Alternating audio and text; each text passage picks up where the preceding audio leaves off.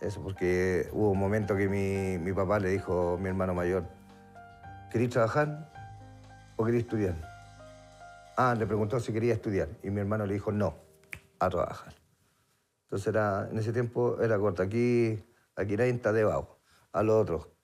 Para estudiar no, a trabajar. Y mi mami, véngase para acá conmigo, y ahí yo era el pollerugo, todo lo que es mi mamá. Usted va a estudiar, usted tiene que estudiar y tiene que sacar el estudio para adelante.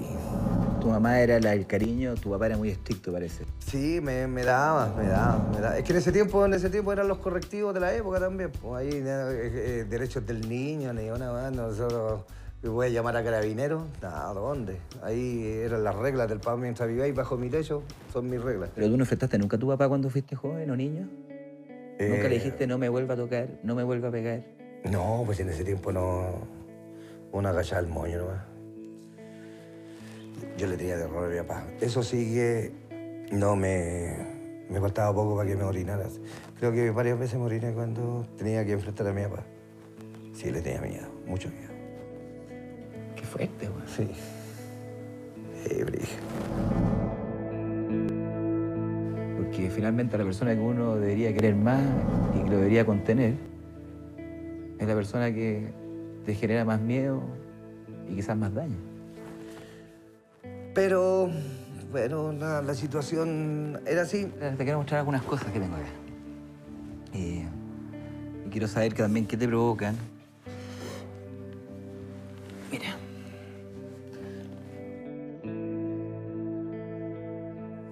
Es de mi papá, po. Mi papá. Tu mamá es súper guapa, bella. Guapísima, guapísima. Hasta... Y tú eres súper parecido a tu papá físicamente. Sí, pues yo soy el que más se parece al viejo. A lo mejor por eso también le da conmigo, que yo una vez conté que mi papá, una familia, la tía Lucila, le había metido en la cabeza que mi mamá se lo había corneado y que yo, el quinto hijo, no era de él y toda la cuestión. Y tu papá enganchó con el tema. Enganchó con el tema y toda la cuestión. Y ahí de repente yo pensaba que a lo mejor el viejo reaccionaba de esa forma, creyéndole y toda la cuestión. De que tú no eras hijo de él. Claro, pues, y yo, por eso, hijo negado, el más parecido.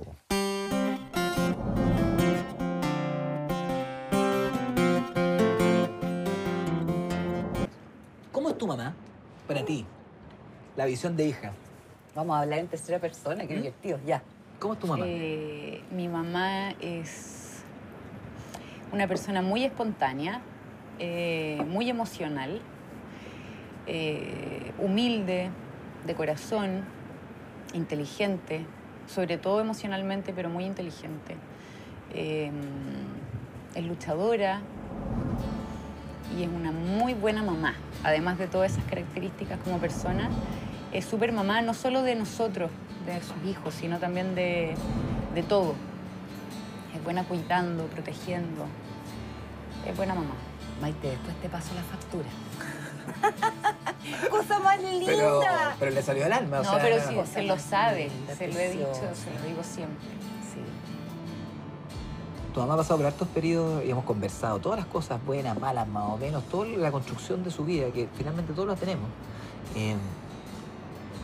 Tú ahora que eres adulta y que miráis con perspectiva el esfuerzo que ha hecho ella, sobre todo por ti y por tus hermanos, ¿qué te pasa con eso? ¿Qué sientes?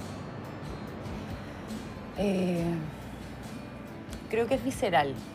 Lo que a mi mamá le pasa con nosotros es algo instintivo y visceral. O sea, el querer como proteger, cuidar,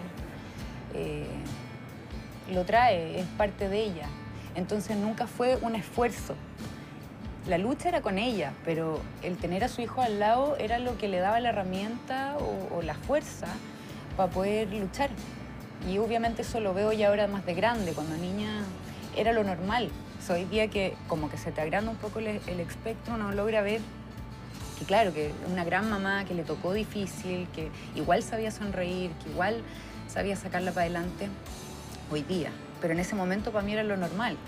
¿Y te imagináis el día de mañana que ella, no sé, por ejemplo, viva afuera o que se enamore de una persona que no vive en Chile, o de repente que decida vivir, no sé, Viajaría en todo el sur. rato, pues me ¿Tú iría a sentís? ver, iría para allá, si llego a decidir irme O sea, o lo mira. que sea.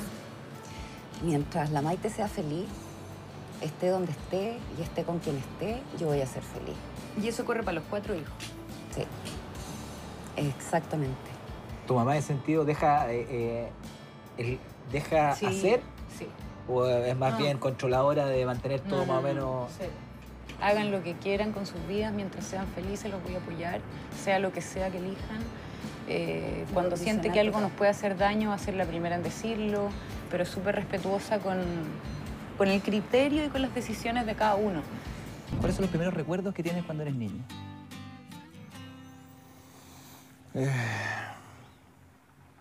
Bueno, mi infancia fue diferente. Yo nací en una familia en donde mi papá no vivía en mi casa, pero mi papá iba todos los días a mi casa. ¿Cómo es eso? Mi papá murió vígamo.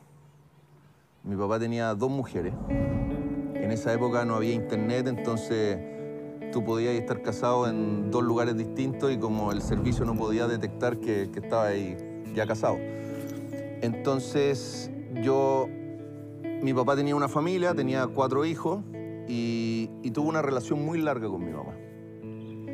En esa relación muy larga, mi papá conoció a mi mamá cuando tenía 18 años y yo nací cuando ella tenía 35. Imagínate, son 17 años de una relación en donde fueron amantes, terminaron, mi mamá quedó embarazada, tuvo que abortar. Después finalmente queda embarazada por 3.ª vez y iban a abortar de nuevo y mi mamá le dice, yo no voy a abortar. O sea, y aquí viene una frase muy linda que mi mamá siempre dice, si no te puedo tener a ti, por lo menos voy a tener un hijo tuyo.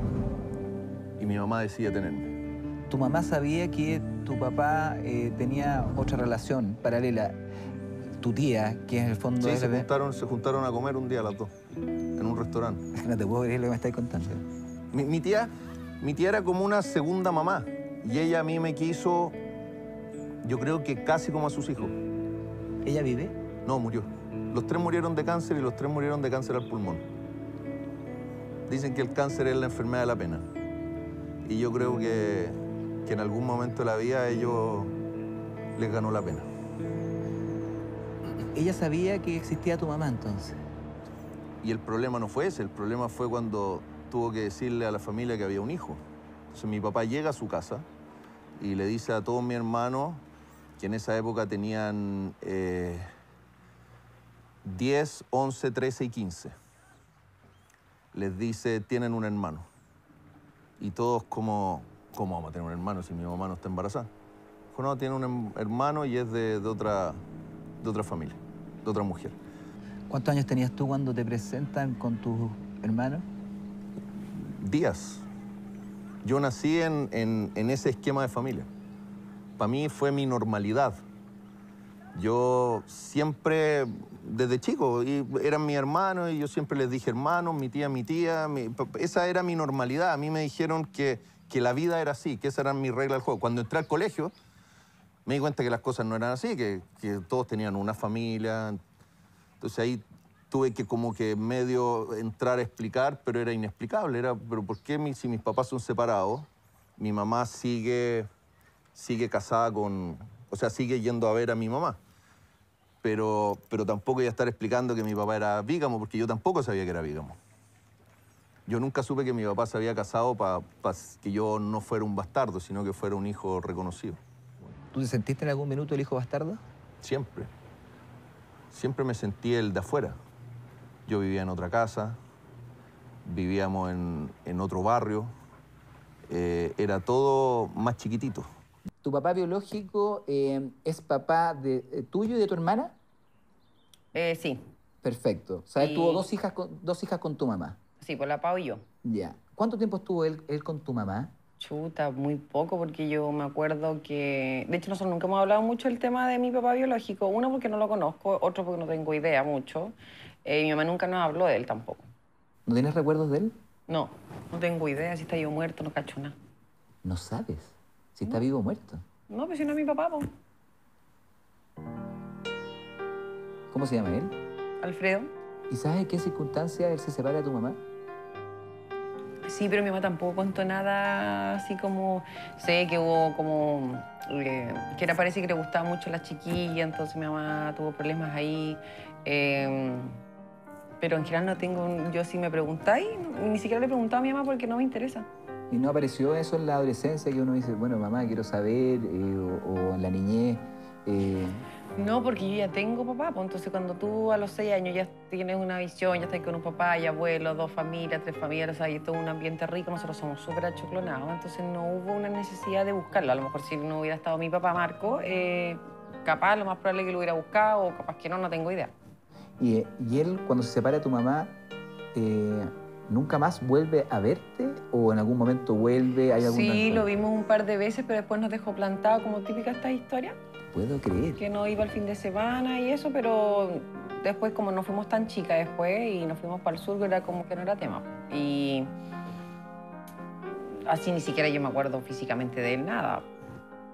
Nada, absolutamente O sea, nada. yo te muestro una foto, por ejemplo. No tengo idea. de tu A mí, papá de biológico. hecho, yo me acuerdo estar en el 2017, yo tenía 17 años, 16 años, una cosa así. Y me llama por teléfono, entonces me dice así como, hola, Pame, soy tu papá. Y yo, ¿qué? Así como, ¿cómo mi papá? Mi papá se llama Marco, ¿qué papá? No, soy Alfredo. Ah, le dije yo, qué bueno que esté bien, pues hasta luego. Y corté. Y mi hermana me llama, ponte tú, a los 3 días, pues me dice, oye, me llamó Alfredo la cuestión, me dijo que mi papá está más cagado la cabeza. Y yo, sí, sí, ¿verdad? Chao, ni como ni un pesque.